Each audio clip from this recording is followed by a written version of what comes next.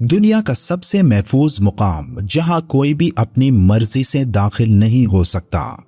یہ مقام کسی ملک کے صدر کا ہائی پروٹوکول محل نہیں اور نہ ہی کسی ملک کی سیکیورٹی کی کوئی خفیہ عمارت، بلکہ یہ مقام ایک قبر ہے، وہ قبر جس میں اس کائنات کی سب سے عظیم ہستی آرام فرما رہے ہیں۔ یہ حضرت محمد صلی اللہ علیہ وآلہ وسلم کی قبر مبارک ہے، جہاں بغیر کسی روک ٹوک کے ہر روز ہزاروں لوگ درود و سلام پیش کرنے آتے ہیں۔ لیکن آپ حیران رہ جاؤ گے کہ تاریخ میں 5 بار کوشش کی گئی کہ آپ صلی اللہ علیہ وآلہ وسلم کی قبر مبارک کھود کر ان کے جسم مبارک کو وہاں سے شفٹ کیا جائے، لیکن ہر بار اللہ نے ان کے منصوبوں کو ناکام بنا دیا۔ یہ وہ باتیں ہیں جنہیں سن کر آپ کے رونگٹے کھڑے ہو جائیں گے کہ کیسے آپ صلی اللہ علیہ وآلہ وسلم کے جسم مبارک کو چوری کرنے کے ناپاک منصوبے بنائے گئے اور کیسے معجزاتی طریقوں سے ان کو روکا گیا۔ آپ صلی اللہ علیہ وآلہ وسلم کا وصال ام المؤمنین حضرت عائشہ رضی اللہ تعالیٰ عنہا کے حجرہ مبارک میں ہوا تھا اور وہیں آپ کی تدفین ہوئی۔ اس کے بعد پھر حضرت ابو بکر اور حضرت عمر رضی اللہ تعالیٰ عنہ بھی وہاں مدفون ہوئے۔ اسی طرح روضہ شریف کے اندر اس وقت 3 قبریں ہیں، اور کوئی بھی ایسی تصویر جس میں صرف ایک قبر ہو وہ کسی صورت رسول اللہ صلی اللہ علیہ وآلہ وسلم کے مرقد کی نہیں ہو سکتی۔ اور ویسے بھی آپ صلی اللہ علیہ وآلہ وسلم کی قبر مبارک کی کوئی تصویر پوری دنیا میں موجود نہیں، اس لیے کہ گزشتہ 13 صدیوں میں کوئی شخص آپ صلی اللہ علیہ وآلہ وسلم کی قبر مبارک تک نہیں جا سکا۔ گزشتہ 1300 سال سے اس 5 دیواری حجرے کے اندر کوئی نہیں جا سکا سوائے 2 مواقع کے۔ ایک بار 91 ہجری میں حضرت عمر بن عبدالعزیز کے دور میں ان کا غلام، اور دوسری بار 1881 ہجری میں معروف مورخ علامہ السمہودی کے بیان کے مطابق وہ خود۔ عبیدی حکومت کے چٹے حکمران الحاکم کے عہد میں کچھ شر پسند بد نیت رافضیوں نے حاکم مصر کو اس بات پر راضی کر لیا کہ دنیا بھر کے مسلمان مدینہ منورہ جاتے ہیں اگر مصر میں گنبد خضرا جیسا عالی شان گنبد تعمیر کیا جائے، اور پھر پیغمبر اسلام اور حضرت ابو بکر صدیق اور حضرت عمر فاروق رضی اللہ تعالیٰ عنہم کا جسم خاکی مدینہ سے نکال کر نئے گنبد میں منتقل کر دیا جائے، تو لوگ زیارت کے لیے مدینہ منورہ کی بجائے مصر آیا کریں گے اور تمہارا نام دنیا میں روشن ہوگا۔ الحاکم ان کی باتوں میں آ گیا اور اس نے اپنے ایک قریبی ساتھی عبد الفتوح کو اس ناپاک مشن کے لیے مدینہ منورہ بھیجا، لیکن مدینہ پہنچنے سے پہلے وہاں کے لوگوں کو اس تمام پلاننگ کا علم ہو چکا تھا، جہاں لوگ اس کو قتل کرنے کے لیے تیار کھڑے تھے، تاہم مدینہ طیبہ کے تقدس کو پیش نظر رکھ کر قتل کے اقدام سے باز رہے۔ ابو الفتوح یہ منظر دیکھ کر خوف زدہ ہو گیا اور کہنے لگا کہ اللہ کی قسم تب بھی مجھے کوئی افسوس نہیں ہوگا مگر میں قبر مبارک کی طرف برے ارادے سے ہاتھ نہیں اٹھاؤں گا۔ کہتے ہیں کہ اس رات ایسی تند و تیز آندھی آئی کہ جیسے یہ پوری زمین اپنی جگہ سے ہٹ کر کہیں اور پہنچ گئی ہو۔ عبد الفتوح اس عبرتناک منظر کو دیکھ کر کام اٹھا اور اس کے دل سے بادشاہ کے ظلم کا خیال ختم ہو گیا۔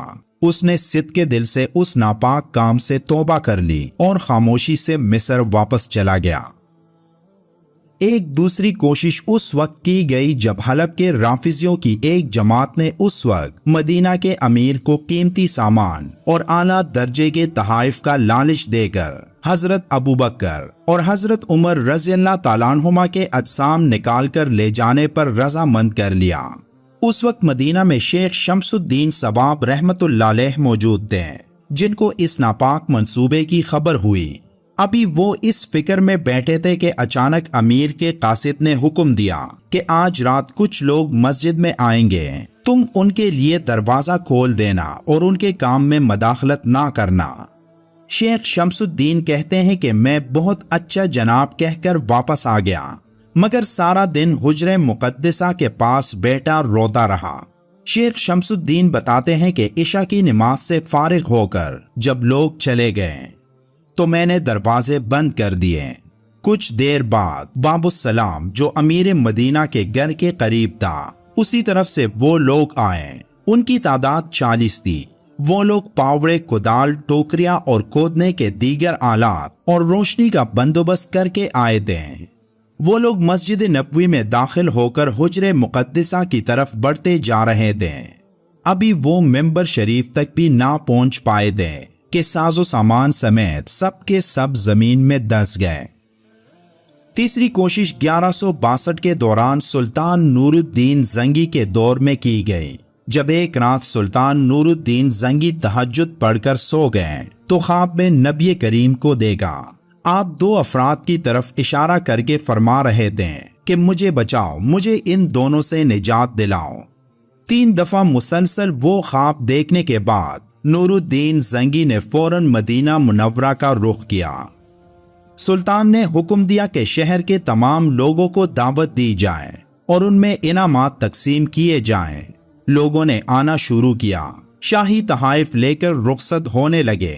بادشاہ تحفے دیتے وقت ہر آدمی کو گہری نظر سے دیکھتا اور خواب میں دیکھی شکلوں کو تلاش کرتا۔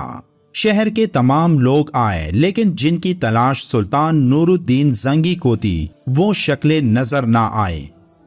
آخر میں سلطان نور الدین زنگی کے بار بار سوال پر لوگوں نے بتایا کہ بس مراکش کے 2 شہری باقی بچے ہیں جو کسی سے کچھ نہیں لیتے۔ یہ سن کر سلطان نے حکم دیا کہ ان دونوں کو لایا جائے۔ سلطان نور الدین زنگی نے ان دونوں کو دیکھا تو فوراً ان کو پہچان گئے اور کافی پوچھ گچھ کے بعد انہوں نے ان کے گھر میں وہ سرنگ دریافت کر لی جو سرنگ بہت گہری اور بہت دور قبر مبارک تک پہنچ گئی تھی۔ حقیقت کھل جانے پر ان دونوں نے تسلیم کیا کہ وہ عیسائی ہیں اور دولت کی لالچ میں وہ نبی کریم صلی اللہ علیہ وآلہ وسلم کا جسد اطہر وہاں سے نکالنے آئے تھے۔ لیکن ایک رات جب وہ حجرہ مبارک کے قریب پہنچ گئے تو اچانک زور سے بجلی چمکی اور زمین ہلنے لگی۔ ان کو ایسا لگا کہ پہاڑ اپنی جگہ سے اڑ جائے گا۔ سلطان نور الدین زنگی نے انہیں عبرتناک سزا دینے کا حکم جاری کیا اور ان دونوں کو قتل کرانے کے بعد سلطان نے حجرہ مبارک کے چاروں طرف ایک مضبوط دیوار بنائی جس کی بنیادیں پانی تک کھدوائی گئیں اور سیسا پلائی ہوئی دیوار سطح زمین تک بنوا دی۔ پھر مسجد کی چھت تک دیوار بنوائے جس میں کوئی دروازہ نہیں رکھا تاکہ دشمنوں کی ناپاک کوششوں سے قبریں محفوظ رہیں۔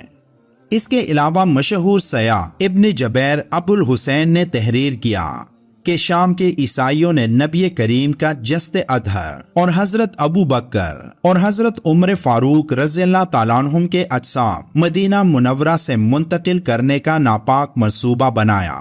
تاہم اللہ تعالیٰ کی طرف سے ان پر عذاب نازل ہوا اور ان کے سارے عزائم خاک میں مل گئے۔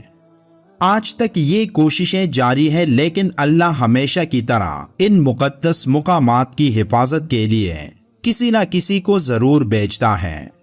ویڈیو کے آخر میں ایک بار درود شریف پڑھیں۔